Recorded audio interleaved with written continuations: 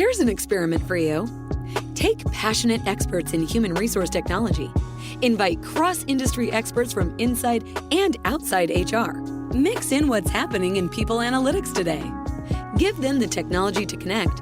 Hit record. Pour their discussions into a beaker. Mix thoroughly.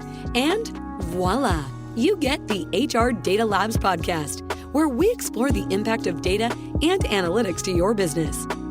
We may get passionate and even irreverent, but count on each episode challenging and enhancing your understanding of the way people data can be used to solve real-world problems. Now, here's your host, David Turetsky.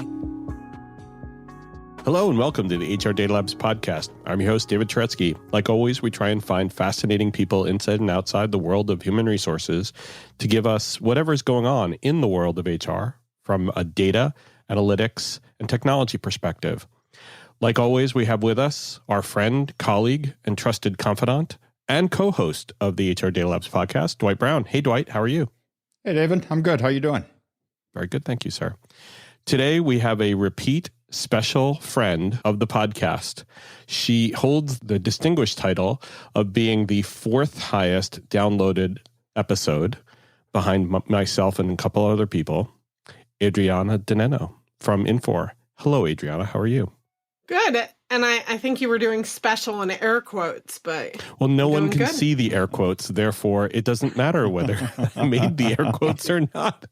Thank you for having me back. Our pleasure. So if you haven't heard Adriana's podcast before, Adriana, why don't you give us a little bit of background as to who you are and what you do for Infor?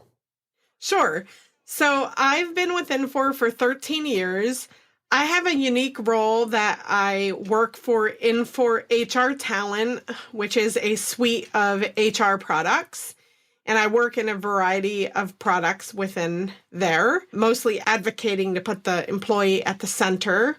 And I also put the employee at the center as my role of the founder and co-chair of the Infor People Wellbeing business resource group.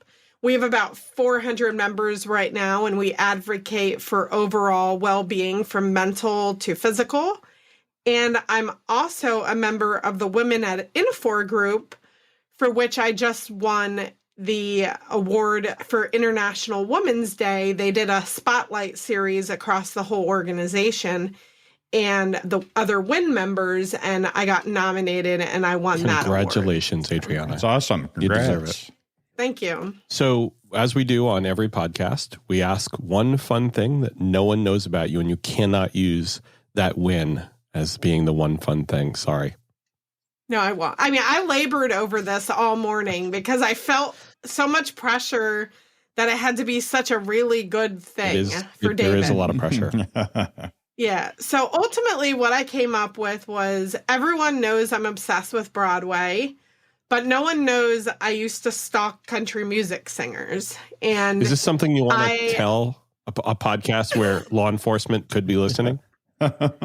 No. But so years ago, at this point, it's been 20 years, I would go see so many country music concerts every chance I got. And I was a journalism major in college, and I actually got to go to a George Strait concert, King George, and I got to do an interview, and I got to do an article about George Strait, and I got to do a couple different articles about country music stars, and yeah, so... But did a restraining order come with that, or was it just... I was going to say, I was thinking that maybe Jason Aldean had a restraining order against you or something. Well, he came a little bit after. I was more into the older, back when Tim McGraw was still in his prime, and, Tim, we're not saying you're not in your prime, by the way. Just if you're listening.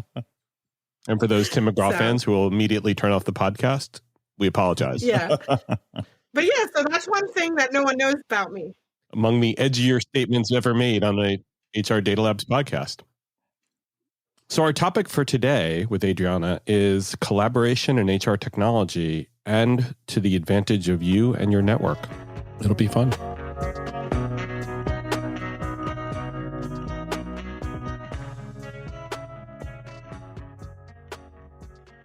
So our first question, Adriana, is helping others in the workforce. And how do you think HR technology can help with this kind of collaboration where, we all love helping people, right? How can HR technology help helping others?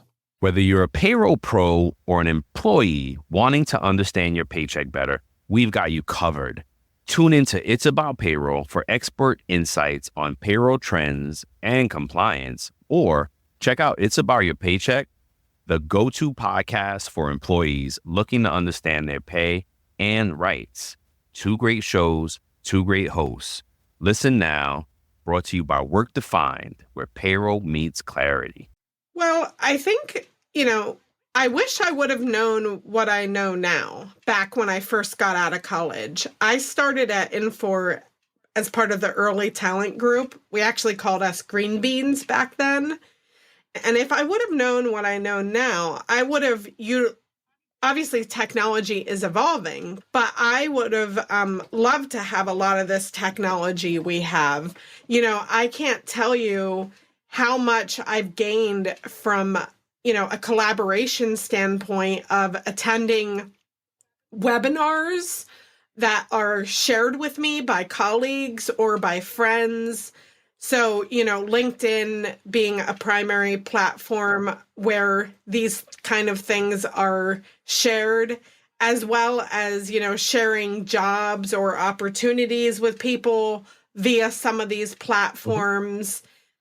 These things didn't exist back then. I remember having a book of jobs in the area that I lived in, like a book of companies.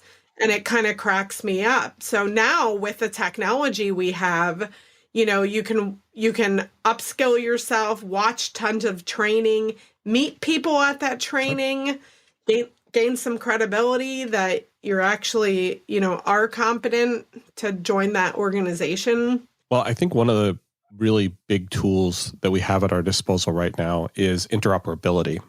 So if you're on LinkedIn and you took a course on Coursera, for example, you can share that certificate on LinkedIn right away. So other people know that you've actually not just taken this training, but also passed it. And they also have this thing with honors, I think. Yeah. And there's a validate, validate that it's true. Mm-hmm. I think someone from Infor just the other day took the pragmatic marketing certification, and I clicked the validate button and was like, oh, wow, that's kind of cool. Right. So you are able to see if it's legit. Right.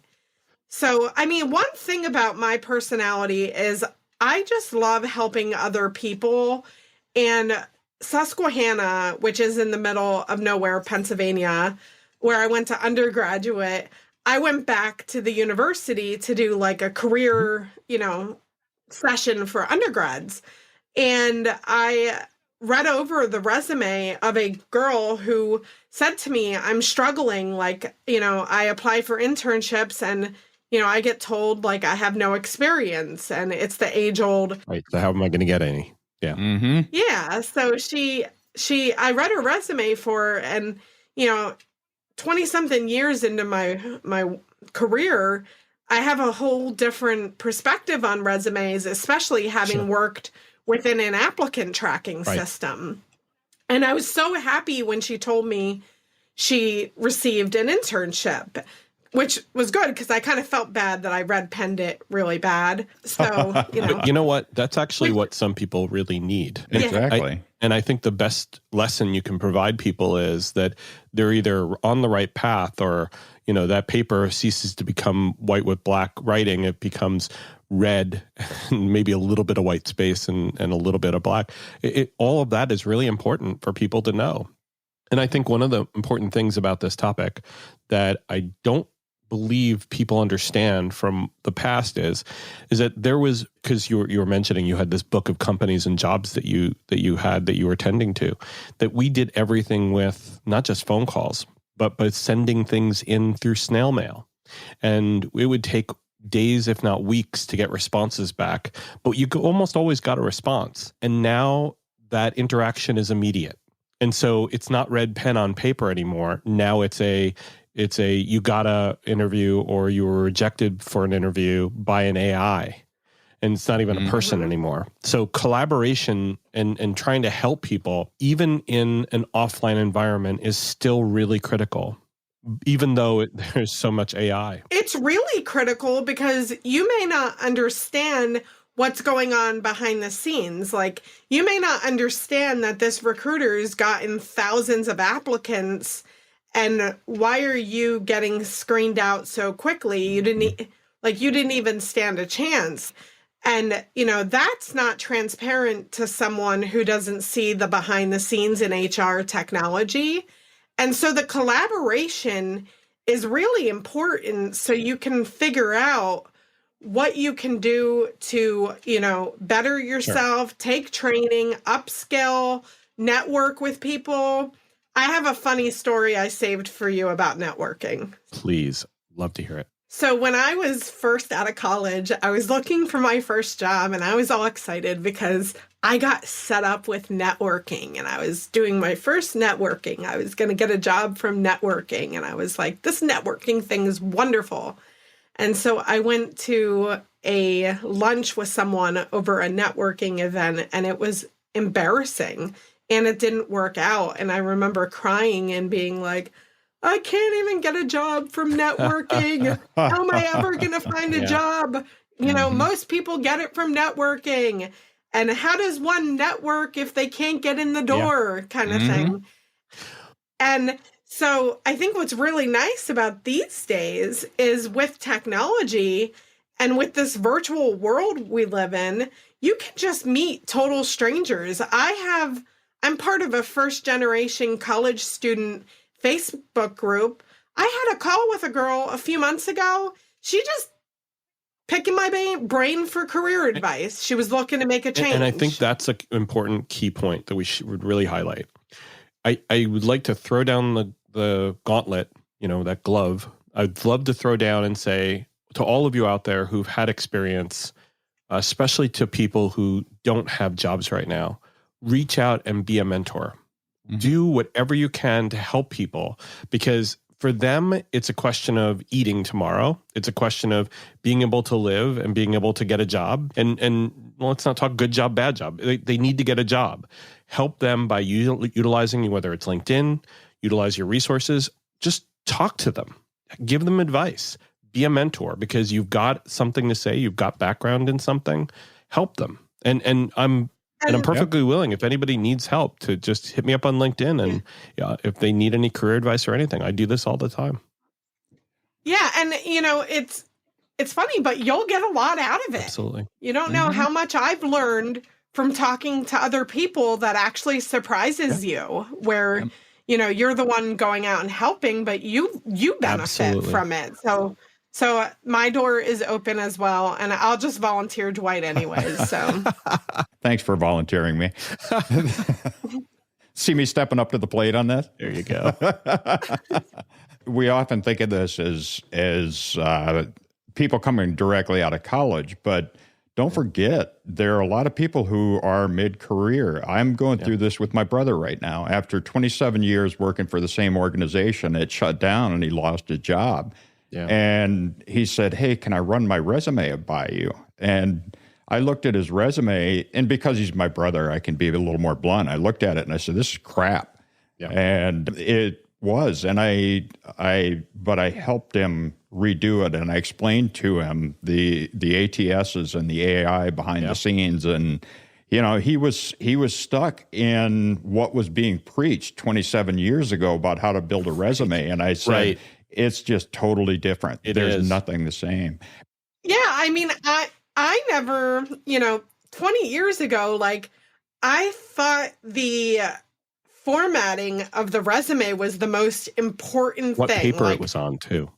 Right. Yes. Yeah, the paper for sure. I had thesis paper left over. Yes. And I thought that was the most important thing. And, every resume parser that I've worked with, and most people don't even know what a resume parser is, but when you're applying for a job and you're parsing that resume, it's looking for standards. Sure. It's looking for standard information like your education. It's looking for your skills.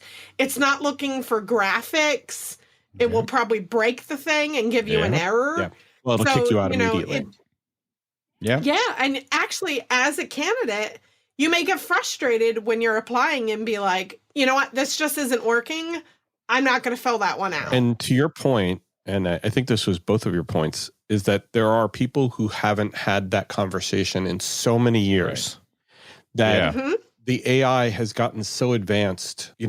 If we can give you some advice to close out this section, it's just worry about the content. Don't worry about the context, meaning the paper it's on or the font you're using, or whether you use the fancy one or the personal one or the business one, whatever it is in Microsoft templates.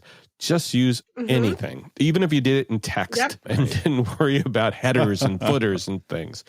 Yeah, it really is the content anymore that will get you the job. And it's also the collaboration due to the volume of people that are applying for jobs. I mean, not to brag, I got this job without networking. I mean, I cold got the job 13 years ago, but I'm lucky because it was really hard to get through the door. So. And it's harder now. I mean, AIs have made things difficult. There were a few years ago, I applied for a job online. And this is a very funny story, Adriana. You'll love this. I applied like, let's just say I applied at 10 o'clock in the morning. 10:03, I got a rejection saying, we read your resume. We really appreciate you joining. We really appreciate you applying, but we're going to move forward with other candidates. Okay. So in those 2.5 minutes that you had my resume, you read through everything. I mean, it's 4 pages. You read through everything and you decided based on my skills and keywords that I'm not the right guy. No, I didn't take offense to the fact that they didn't want me, but I sent a note to I did some research, found their head of talent acquisition, and I sent them a note saying, it was really nice that you had sent me that letter, but you didn't configure the header. So it said, unknown company at the top of the email. Yeah, because it was just automated. It was just totally automated. It was an AI, and what's worse is it now. I mean, I'm never going to mention the name, but I will never use that company personally from a consumer perspective, or never talk to them from a business perspective. I mean, that was just awful. Yeah. Anyway. Well, we could be here all day talking about all the horrors of AI. Day talking about this topic, especially from like interviews gone bad. I could talk to you about those. Oh, all sure. day, We'll create the next topic for our next podcast with you. That'll be number 1 on the HR Data Labs podcast list. Plenty of material there. Plenty, yeah. But I have to say, interviews are less painful now that they're video interviews. I would actually say that you don't have to go drive 45 minutes away and waste half a day when, and dress up and spend all this money on gear. Right. And, you just get, maybe screened out really fast. Okay. So I definitely think video interviewing has completely changed interviews. So. Like what you hear so far? Make sure you never miss a show by clicking subscribe. This podcast is made possible by Salary.com. Now, back to the show. And that leads us to our next question, which is talking about behavioral assessments and how they help collaboration. A lot of behavioral assessments that I've seen were on hire and tried to figure out the fit of people joining a team. But there is background in being able to use behavioral assessments inside currently evolved teams already to see how people can collaborate not only better, how they can communicate better, right? Oh, yeah, definitely. I have to admit, I was the most skeptical person about these when I first transferred into HR talent.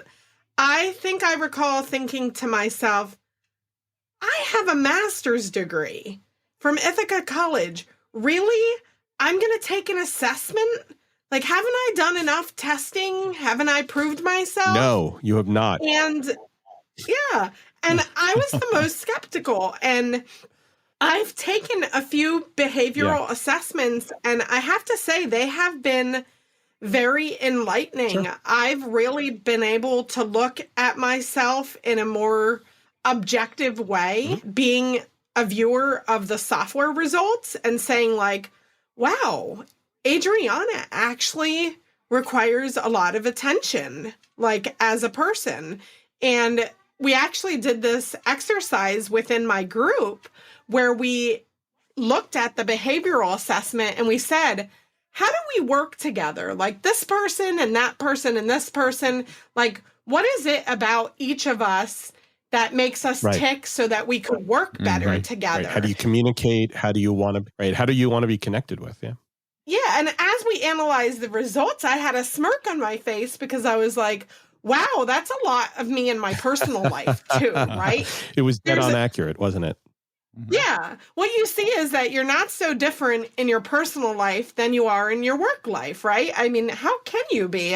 I'm Adriana. Right. There's one Adriana. Wow. So there's only the reason why I say that is because, after I turn off my mic, I'm not a boss anymore. I'm just dad, right? And so do I talk to people the same way as I talk at work? Probably not.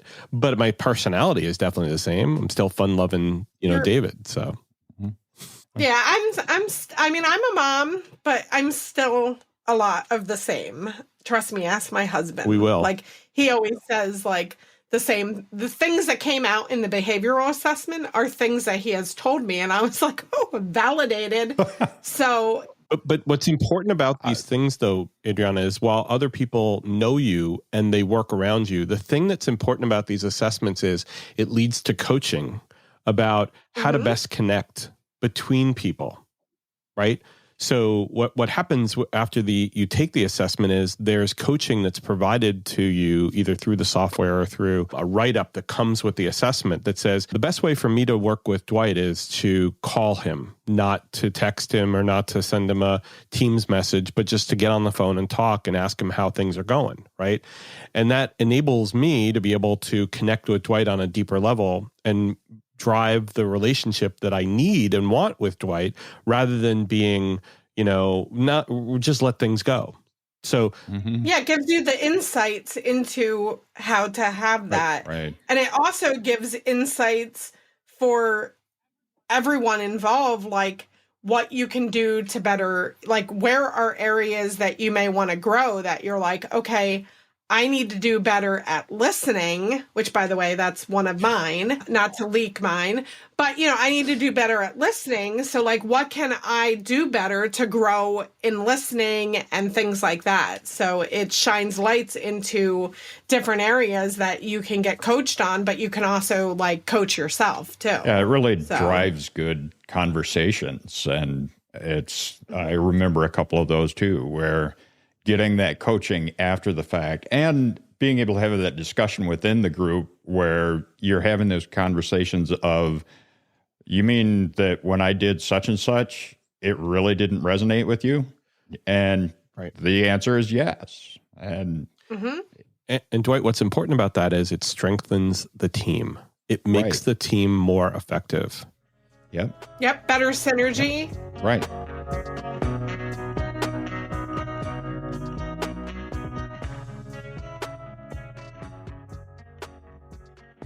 And that gets us to our next question, which is you are a part of lots of different teams in your life, whether it's your work life or your home life. And, there's a lot of strength in numbers to be able to help people support themselves, obviously, in the workplace. So how do you think this applies in the world of HR and HR technology? So if I reflect back in high school and even college, the word teamwork used to make me cringe. I remember being part of some group projects in college and they were painful. There was like 10 people on the project and we've all been part of one, right? In college. Yes. Like, was everyone part of a painful project in college? Yes. Mm-hmm. Yes.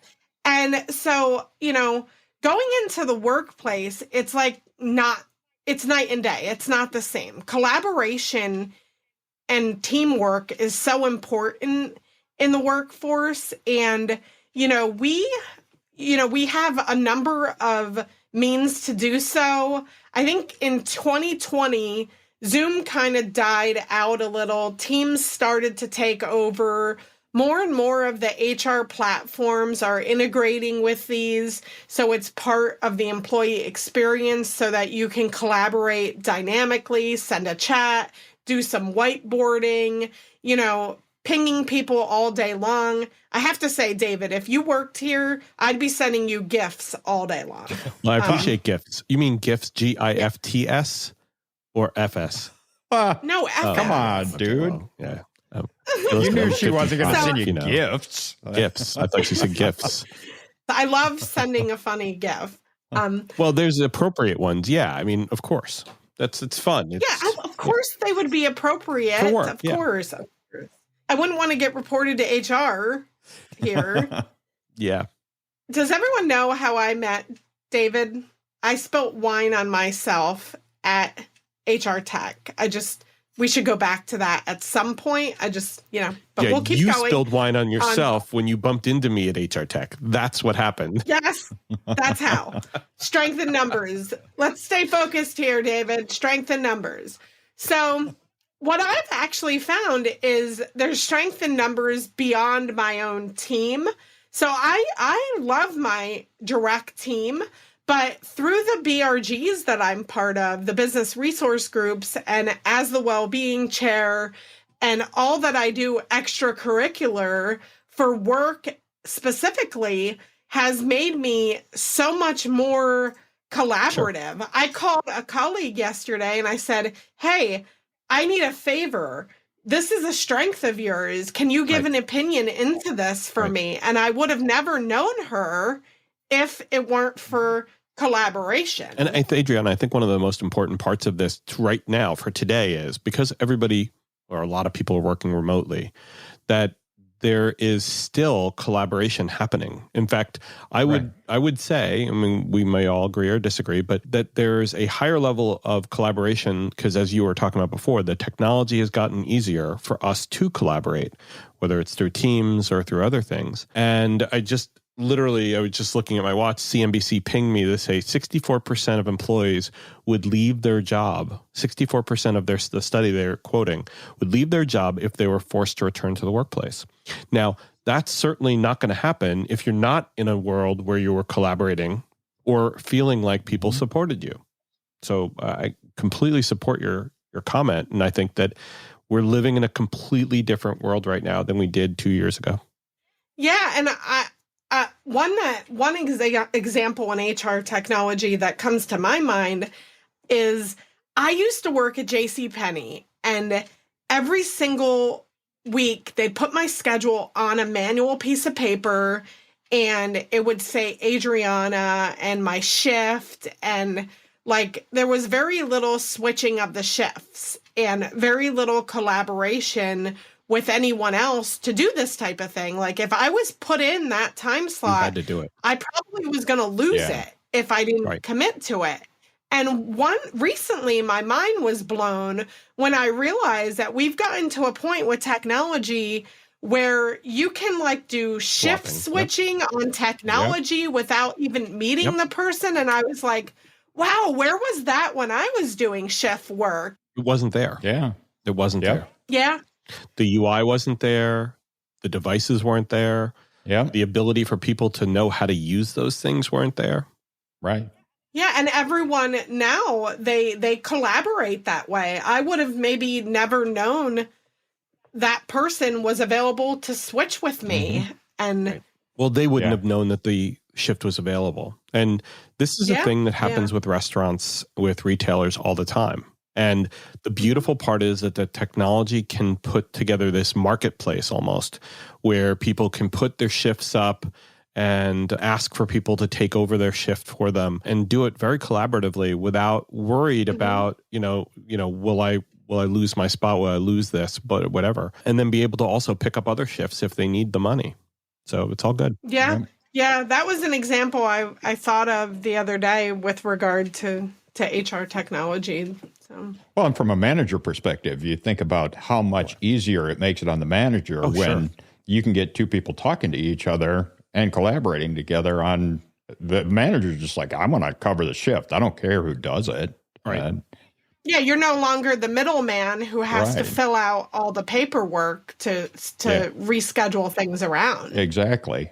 There's another key here, which is that the technology knows enough to understand how many hours the person currently has, whether they're going to get into overtime or benefit eligibility, which is even a bigger decision point. And who do you offer if there are people who've had unexplained absences or who are on performance plans? You can filter them out. So there's a lot of rules that get built into these shift swaps, and it makes that collaboration much easier because then that manager isn't on the hook to know those rules, or obviously they know the rules, but to have to then be able to filter it and to do it manually. Right. Yeah. And I think another thing with collaboration is with us all being remote, it's funny, I haven't felt lonely or removed at all since the pandemic. And maybe that's a result of my personality, or maybe it's a result of my collaboration in software. Probably but I both, have not. Yeah. Yeah, I have not felt removed at all because of technology. And I know more and more of the HR softwares are actually building, I said I'm part of a business resource group, building teams into HR software to support business resource groups. There's niche providers, like there's more and more teamwork being built into HR. So that's kind of cool too. I would also say that AI is going to make it a lot easier to find the people that you need to collaborate with and communicate with. We've talked in the past about whether or not AI is taking over, and to the extent at which it's going to enhance or inhibit HR and the way in which they work. And we've had people come on and present that not only is there hope in the future that AI will be able to help foster work and collaboration, but also that there are going to be new jobs that come available through AI where we're going to have to, instead of doing certain manual tasks that get taken care of by the robots, we're going to have to manage the robots and create completely new industries, new jobs, new industries that are enabling the utilization and the support of those robots. So we're going to be robot coaches in the future. Yeah, I mean, AI was all the talk at HR Tech where I met you. It was, and it still will be for quite a number of years until it becomes just a part of everything we do. So the robots will be carrying our bags along with us to HR Tech, and we won't have to pay for a seat for them because they'll just go right in the cargo hold. Another topic for another day. Yeah.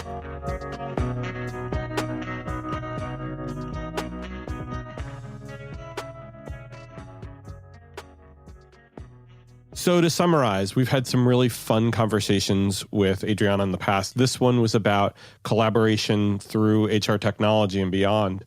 And we learned a little bit about how we can help others and utilizing HR technology to help others. We've talked a little bit about how we can use behavioral assessments to be able to foster teamwork. And we talked a little bit more about how can you use the numbers and strengthen numbers by finding people who can help you the best way possible. Adriana, anything else before we close? I got nothing for you, David. There we go. Thank you so much. Thank you, Adriana. You're awesome. We welcome you back again at some point. Thank you. Thank you, Dwight, as always. You're awesome too, Dwight. We love you, Dwight. No, we love having you on. This is great. And for the audience members, you should have heard them bickering before where I said I was going to do a DNA test to see if these two were brother and sister. So it's true. We may bicker just a little bit.